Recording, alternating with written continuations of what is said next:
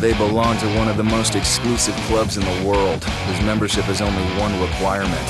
And it's not who you know, what you do, or even what you look like, but how young you are and how much money you make. Young and rich is such a phrase that everyone aspires to be. Most people think, oh, I would love to have that. I would love to be that successful. I would love to be that rich.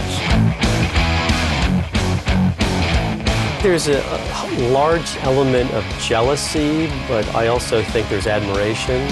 If I'd have been as rich as these kids are in high school, I would have bought my parents a different home.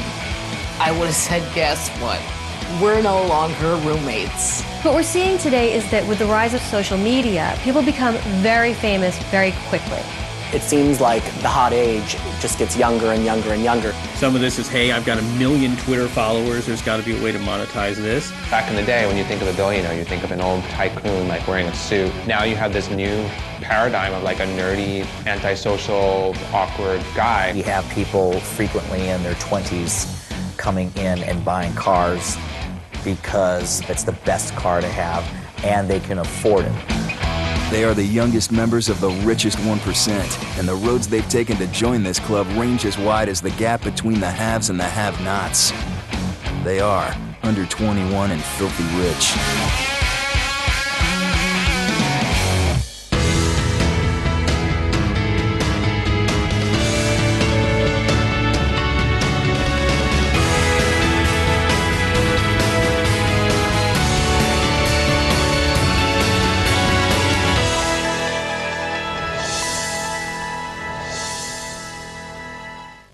Hilton is appearing in court this morning, a day after her controversial early release from jail. Nicole Richie, she was arrested Monday for suspicion of driving under the influence. Late last night, the pop princess shaved her head. He eventually declared bankruptcy, his childhood fortune gone.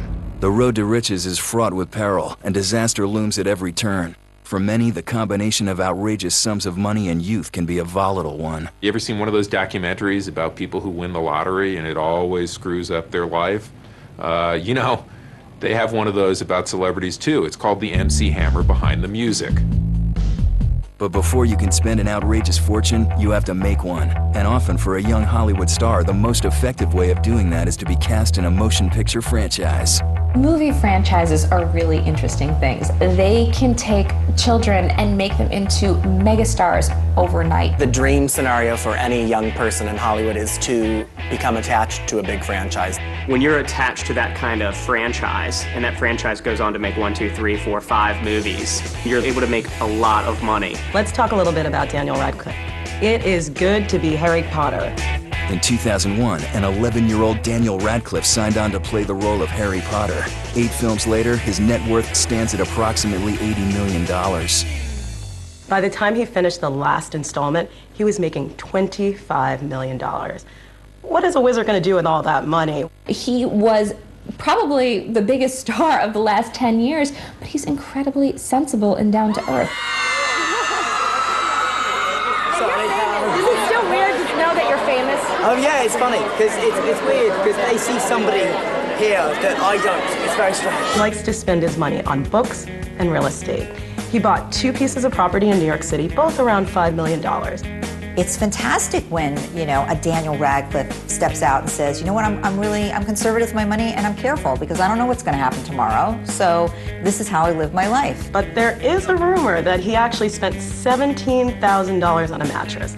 I guess when you're a wizard, you have to get a good night's sleep. And he needs to be well rested. Since venturing outside the walls of Hogwarts, Radcliffe has made a concerted effort to define himself as an actor, taking turns on Broadway in both Equus and How to Succeed in Business.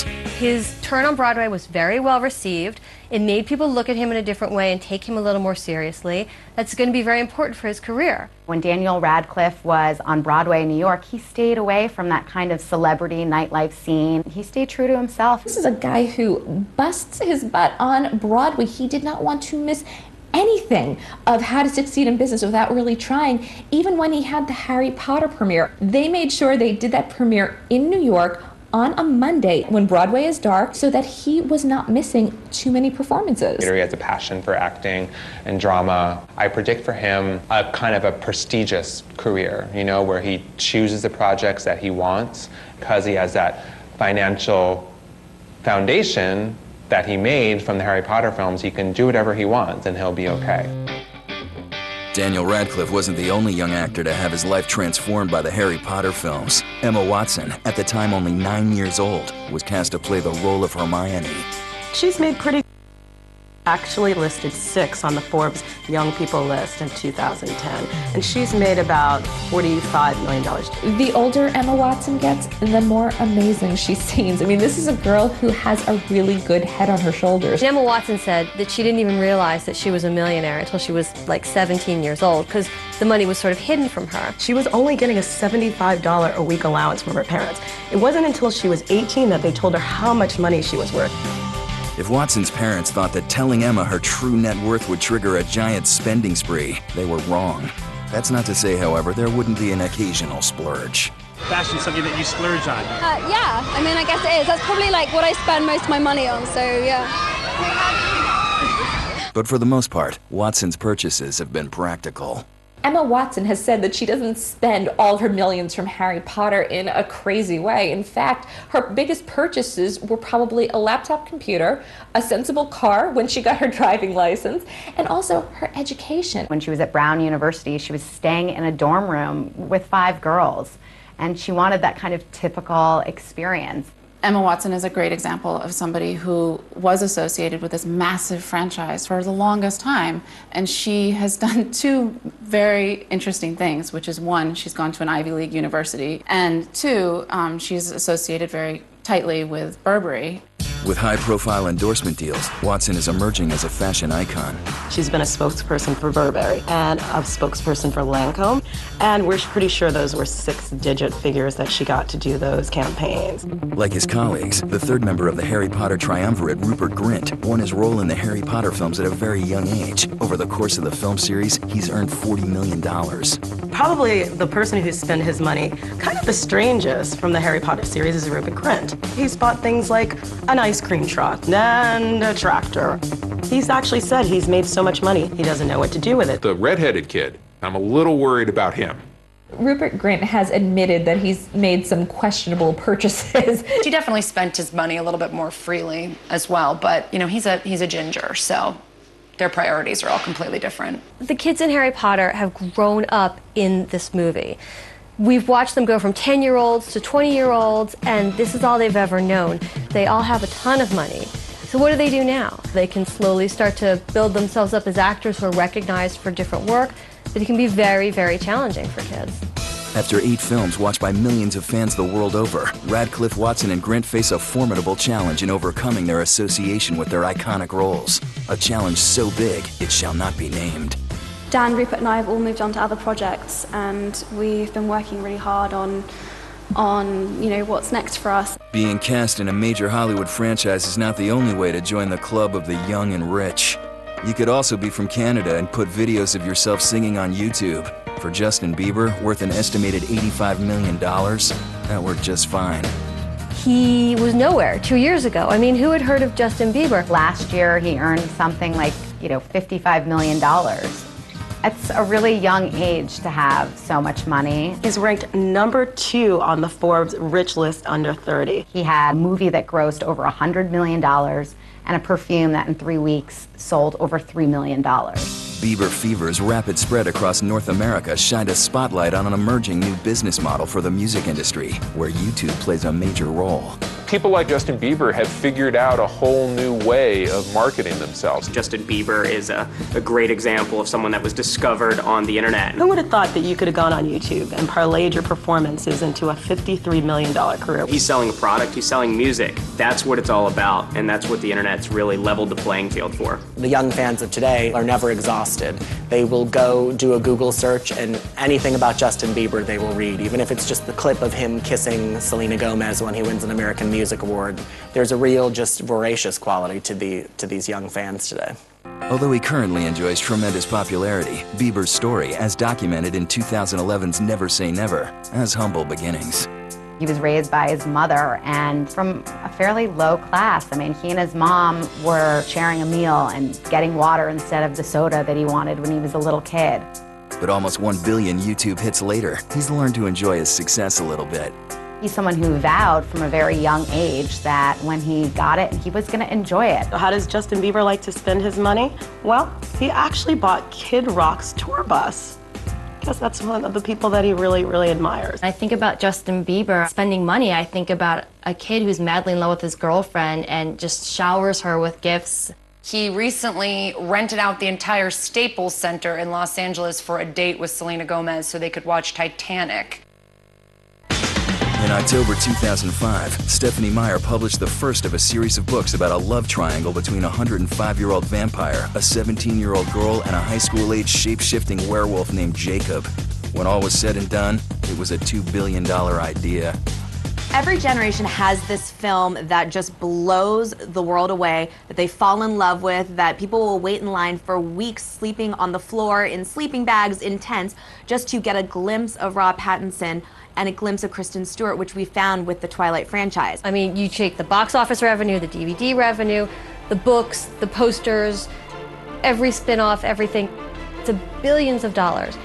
For the Twilight franchise, the sky's the limit. The stars of Twilight quickly became household names, and America found itself choosing between Team Edward and Team Jacob, while Robert Pattinson, Kristen Stewart, and Taylor Lautner saw their earnings soar to astronomical heights. So let's talk a little bit about Robert Pattinson. Playing the dead has been very, very good for him. Robert Pattinson actually started in Harry Potter. A lot of people saw him in that movie and thought he's gonna be something, so it was no surprise when Twilight came around and he became one of the world's hottest leading men. You can't tell just by looking at Robert that he spends a lot of money on anything. He's kind of the guy who rolls out of bed and looks like he just loves his bedhead and just rolls out and puts on whatever he wants to wear. Pattinson looks like a homeless person most of the time. I don't know how that guy spends his money. Pattinson's partner on screen and in real life is Kristen Stewart. Playing Bella has actually made her $28 million, but we all know that dating Edward is priceless. The thing with Rob Pattinson and Kristen Stewart, and I think this is also why they're a romantic couple in real life, they truly did never set out to become huge global movie stars. For Kristen Stewart, she's had that tomboy appeal. She was showing up in sneakers, jeans, t-shirts, even the things like the MTV Movie Awards. She just was that typical indie actress. It's interesting because she actually tends to get involved in charities that kind of coincide with the movies that she's doing.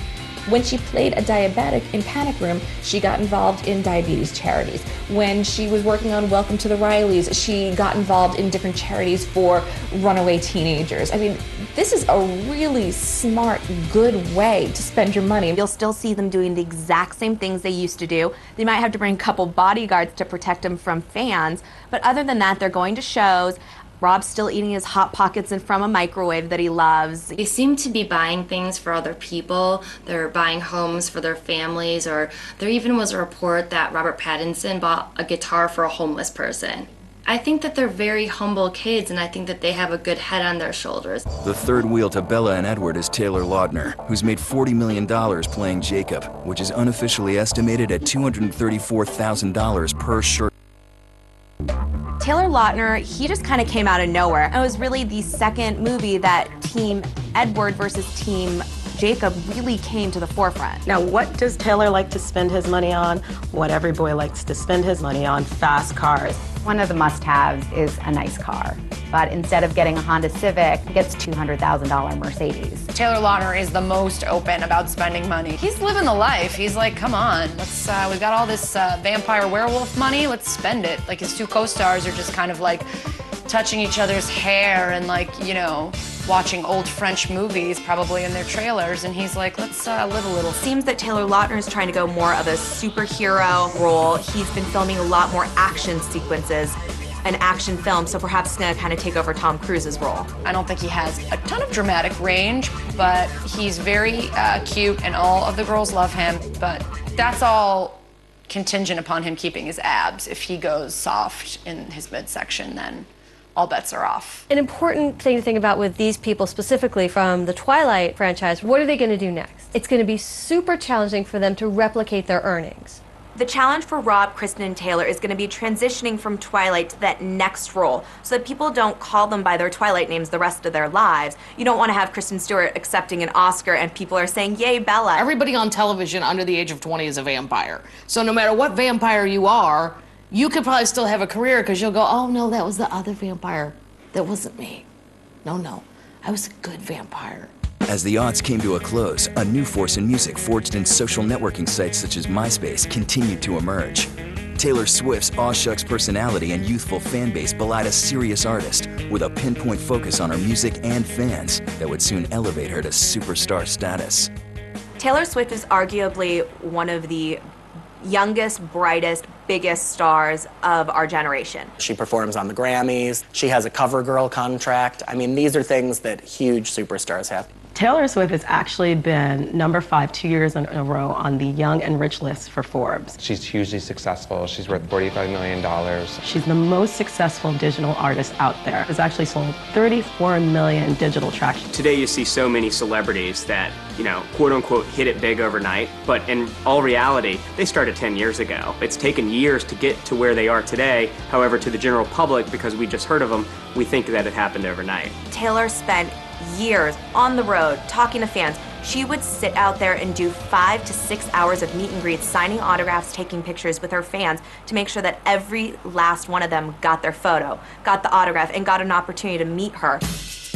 Taylor Swift is the one who understood how to use her MySpace back when people still cared about MySpace to communicate directly with her fans. Swift maintains a clean-cut image with fans. However, she'll occasionally make a splash with the tabloids by dating some of Hollywood's most high-profile single men. She has capitalized on a lot of short-lived romances. I mean, she'll date somebody for 2 months and then an entire album comes out about how she got over that person. The one thing you will have to admit with Taylor is if you date her, there's a good chance you're going to end up on her next record. When it comes to managing her money, Swift is very hands-on. She relies on the counsel of her mother, but also takes a very active role in her own management. Taylor Swift's someone who's been very smart with her money. She's also someone who's had a really great family life and a mom who's there everywhere you turn. She is not a flashy person. She doesn't wear flashy clothes. She doesn't drive flashy cars. And if she does throw down a huge chunk of money, she's spending money on people like her parents. Nothing ridiculous. She hasn't bought like an island or a lion or a bear or anything like that yet. Over the years, the model of the boy band has evolved. When the Jonas Brothers arrived as wholesome, likable young stars who could play their own instruments, they took it to a whole new level. The Jonas Brothers are these wholesome, really great guys who you want your daughters to date. The minute that they got big, stock and promise rings just through the roof, and I think teen pregnancy actually went down, so good work, Joe Bros. The Jonas Brothers actually play their own musical instruments, write their own songs, and they really are a class act. The thing that the Jonas Brothers did that was amazing was they had a stylist who said you always have to wear tight pants. Girls always go crazy for guys in tight pants. If I had to narrow it down to any one thing, it was the tight pants that pushed them over the top. The Jonas Brothers' net worth right now is over 30 million. Do they spend their money? Yeah, they do. They like a nice pair of shoes, or they like to give their mom a Rolex for Christmas. He was barely 18, but Nick Jonas said, it's time for me to get out of my parents' house and step away from my brothers. So he actually bought his own bachelor pad in the W Hotel in Los Angeles, and he's living the single life there. But the inevitable question is, what's next? And with the Jonas Brothers, you see them getting to an age where they're starting to mature, and they feel like they want to express themselves artistically. They're smart about it. They're not just staying in the recording industry. They're branching out. They've got merchandise. They're becoming producers. So they're really kind of turning into these mini moguls. Following in the footsteps of Daniel Radcliffe, Nick Jonas will also be going to Broadway to star in, appropriately enough, How to Succeed in Business. Nick Jonas, he's somebody who's gotten a lot of fame at an early age with a very specific persona. He's one of the Jonas Brothers. He's one of those kids. He's one of those brothers. By going on to Broadway, if he can have as well-received a turn in How to Succeed in Business as Daniel Radcliffe did, I think it's going to make a really big difference for his career going forward as an adult. In the fraternity of the young and rich, there are those who made their fortunes signing on to major film franchises, those who strapped on a guitar and played to the country's tweens. And then there are the young and rich whose careers have been expertly handled to the very last detail, who still manage to have a somewhat normal life. The young star who really has impressed me the most is Dakota Fanning. Dakota's whole career, it seems like it's this strategic kind of a thing that she's planned out every step. She has a strong management team behind her. Her parents have encouraged her to have as normal of a childhood and upbringing as she possibly can have while being in the public eye. You know, she's getting $4 million a film. That's a lot of money for someone who's not even 21 yet. You feel very often like these package stars, whether it's someone like J-Lo, whether it's someone like Selena Gomez, you know, they have to have an album, they have to have a clothing line, they have to have a movie, they have to have a TV show. So it's almost like they're just going through the checklist, whereas Dakota just is in interesting, amazing movies. Sharing the screen with such heavyweights as Tom Cruise, Denzel Washington, and Sean Penn has given Fanning leading lady credibility in a way few actresses her age have ever enjoyed. If I had already been, you know, rubbing elbows and had inside jokes with Sean Penn by the time I was a freshman in high school, are you kidding? I would have been name-dropping all over the high school halls. Tom Cruise sought her out to be in War of the Worlds, and she also likes to stay true to her girly, younger roots by doing things like Charlotte's Web that everyone her age would have wanted to see. She jumped past awkwardness, and now she's like this gorgeous girl who's gonna now be the star of all these movies as an adult. She stopped to get a normal high school education. She was a cheerleader and a prom queen, and I mean, people didn't hate you already, Dakota. They probably hate your normal famous life now. She doesn't flaunt what she has, and the same goes for her sister. I think she's got a great role model to look up to. 13-year-old Elle Fanning seems poised to one day give her sister Dakota a run for her money, with a lead role in the J.J. Abrams Steven Spielberg film Super 8 and a net worth of $1.5 million.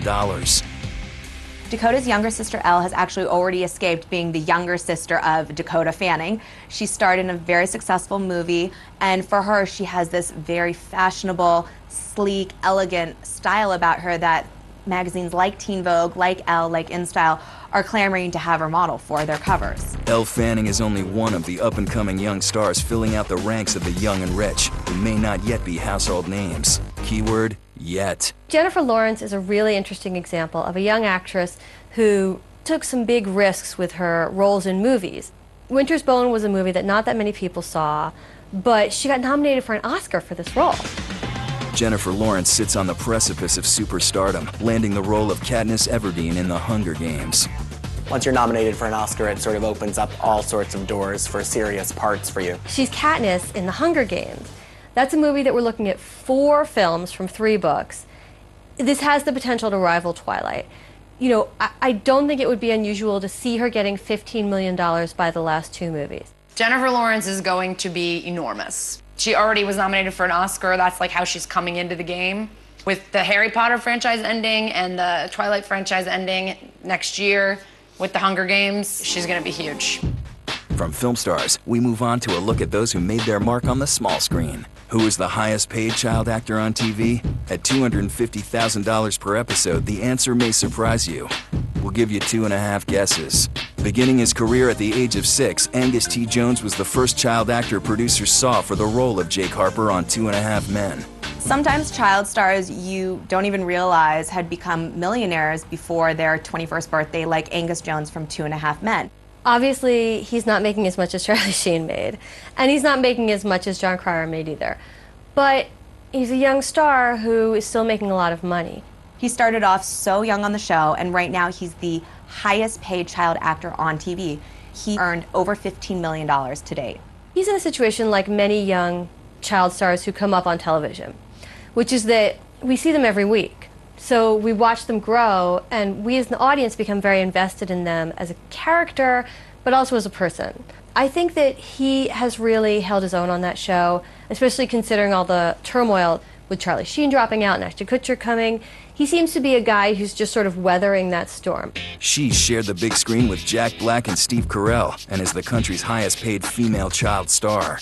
But to many, 18-year-old iCarly star Miranda Cosgrove is unknown. For someone like Miranda Cosgrove, ask any young tween, they will absolutely know who she is. Ask someone in their 30s and 40s who isn't a parent, they actually may not know who she is. People know Miranda Cosgrove from her show on Nickelodeon, from her record, and you know, it's a very specific kind of a niche group. It's sort of the Nickelodeon audience, but that's a very big audience, and they could certainly keep her working for the rest of her career. Kids love iCarly, and they want the lunchbox and the backpack and everything.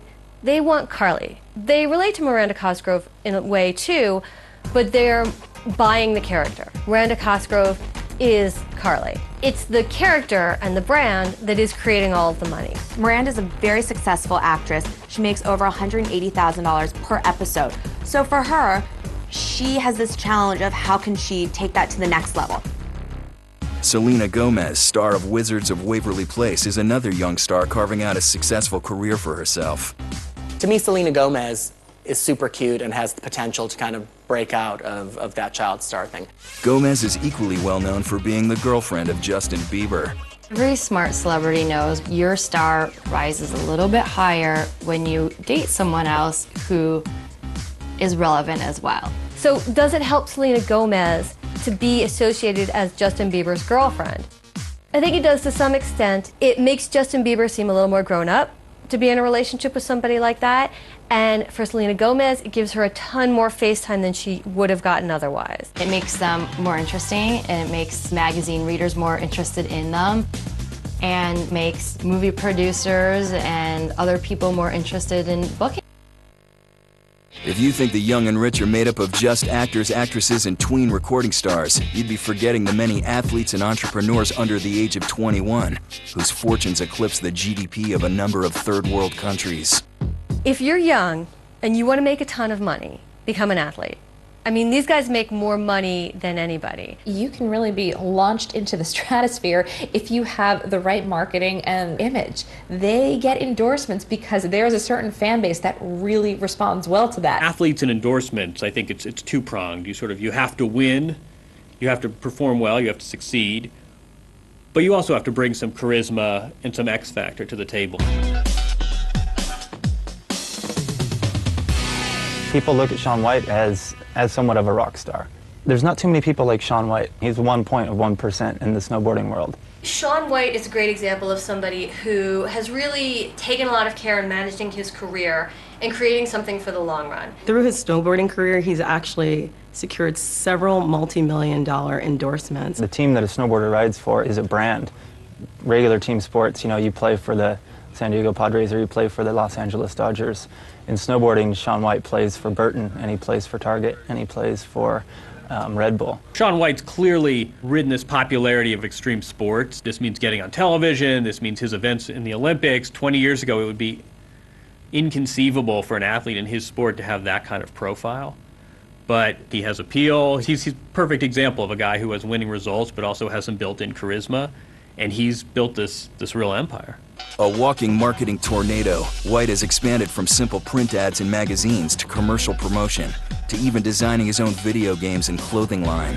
Shaun White's pretty unique in that respect. We'll see pro model snowboards and pro model skateboards, of course. But as far as getting your own clothing line, that's new to somebody like Shaun White. He's at Hollywood parties. He's on mainstream, magazine covers and these talk shows, and that's nothing that any snowboarder before him has really experienced. I think a lot of athletes could learn from what Shaun White does. These guys can do anything once they establish themselves as a brand.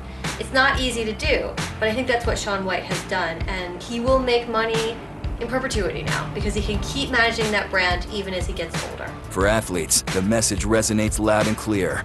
Excelling on the field can bring the glory, but hawking a product can bring the cash. The key, of course, is matching up the demographic with the right athlete, with the right product, and suddenly you can have an amazing trifecta right there. Over the course of a career which started at 14, professional golfer Michelle Wie routinely made more money plugging companies such as Sony, Nike, and Omega than she did on the actual golf course. Her earnings from endorsements have been reported to be as high as $19 million. Michelle Wie, from a marketing perspective, brings a lot to the table. And went to Stanford. I mean, there's a lot to like. For her, it would be nice if the success kept pace with the marketing profile, and she had a few more titles, and we're making a bit more splash as a professional golfer. Wie's high endorsement profile, despite winning so few major tournaments, is not unprecedented.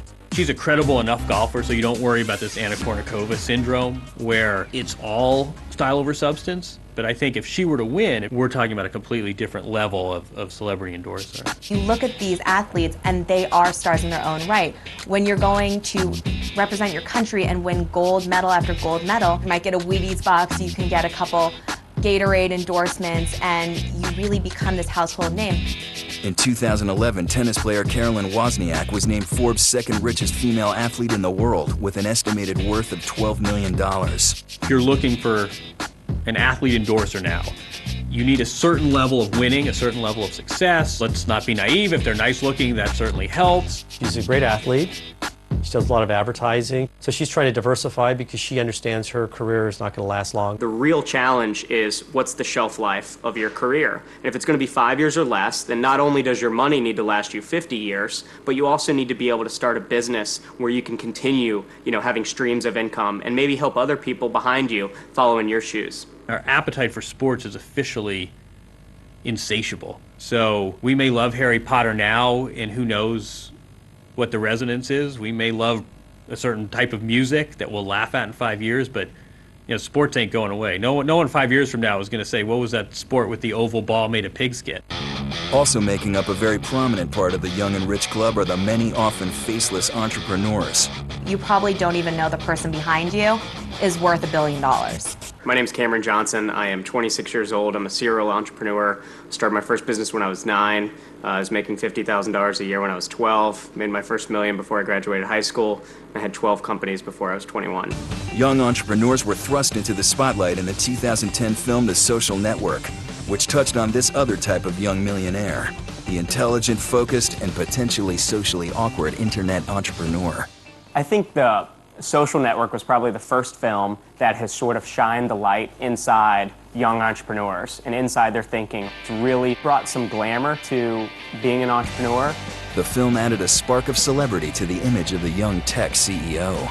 The mainstream press is trying to find out who the next big star is. I mean, we have Zuckerberg, you had Steve Jobs. I think that's the big hunger, and I think USA Today and the New York Times and the Wall Street Journal see that opportunity.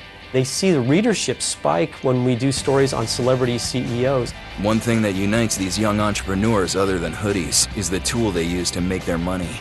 The internet instantly gives you access to a global marketplace. It instantly lets you start a business. If you're talking about ways to make wealth over our generation versus every generation of our past, the only and the biggest difference is the internet. The onset of the internet unleashed a wild potential to create wealth, and young millionaire entrepreneurs began to emerge as a force. Catherine and David Cook started at a young age. They're well respected in the tech community. They had a good idea, myyearbook.com. They were ahead of Facebook. Ryan Ellis started Eye Contact, and he's raised $50 million. Sean Belnick, extremely smart, started Business Chairs business. Adam Whitty, who started a publishing company in South Carolina. Aaron Levy at Boxnet. Drew Houston, he's at Dropbox. Dustin Moskovitz, who is a co-founder of Facebook. Peter Cashmore is the editor of Mashable. He has a huge following. Blake McCoskey started Tom Shoes. So these are all like potential stars in the making. I've grown up with a lot of young entrepreneurs, and I've been fortunate enough to know some of the smartest and the brightest and the wealthiest. We compete with ourselves as much as we're competing with our competitors, and I think that's what is really unique about a young entrepreneur. When it comes to the young and rich, one star has transcended traditional platforms of television, music, and film like no other. An endless line of merchandise has built her an estimated worth of $120 million. It's Miley, y'all. If you want to talk about filthy rich, that would be Miley Cyrus. She's made about $120 million over the course of her career since she was 9 years old. Miley Cyrus is a talented girl. I mean, Hannah Montana was a phenomenon. With the phenomenal success of Hannah Montana putting her in the spotlight, Cyrus's off-camera activities began to land her in the tabloids, setting the stage for what appeared to be a very public party in the USA. Miley Cyrus is a very different kind of a star. You see her keep having these, really very, very tiny scandals. She's photographed looking risque, she's smoking something, or she's pole dancing. Coming of age at the tail end of the era where young female stars were spectacularly self-destructing on a daily basis, high-profile meltdowns and revealing exits from limousines raised the profiles of contemporaries like Paris Hilton, Britney Spears, and Lindsay Lohan. Miley's an interesting example because we don't really know what's going to happen to Miley. Is she going to be the next Lindsay Lohan, or is she going to be okay? Is she going to graduate? Is she going to calm down and just continue making great records? Is she going to mature as an artist? I'm one of the few people who's going to sit here and tell you I enjoy me a Miley record. I enjoy the fact that Miley Cyrus on record actually sounds like a person singing a song. I really kind of like that. I really do. Miley could make it out of this. She could. Is she gonna avoid drugs, avoid alcohol, avoid that kind of slippery slope? Because she has that family. They're not necessarily bad parents, but there's obviously an issue of boundaries. In a 2010 interview with GQ magazine, Dad Billy Ray Cyrus said his daughter's success made it difficult for him to control her and lamented the effect the money and fame had on his family.